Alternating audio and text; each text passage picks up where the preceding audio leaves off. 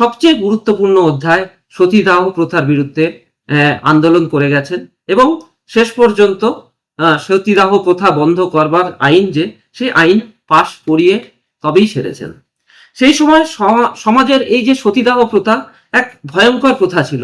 তখন যারা স্ত্রী থাকতেন, স্বামীর মৃত্যু হলে স্ত্রীকেও স্বামীর সঙ্গে এক চিতাতে জীবন্ত পুড়িয়ে মারা হতো।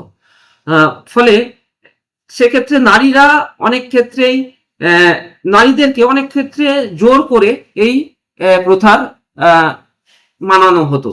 নারীদের অনেক বাচ্চা মেয়েরা তখন বয়স্ক স্বামীরা মারা গেলে তাদের সাথে এক চিতায় তাদেরকে দাহ করা হতো। এবং এটাও জানা যায় তারই এক খুব নিকট আত্মীয় এই সতীদাহ প্রথার শিকার হয়েছিলেন, যেটা তার মনেতে ভয়ঙ্কর ভাবে দাগ ফেলেছিল। সেখান থেকেই তিনি এই সতীদাহ প্রথা বন্ধ করবার জন্য বিভিন্ন রকম ভাবে চেষ্টা চালিয়ে গেছেন। তিনি উপলব্ধি করেছিলেন যে তার এই সতীদাহ প্রথা, এই নিষ্ঠুর প্রথা বন্ধ তাকে করতেই হবে।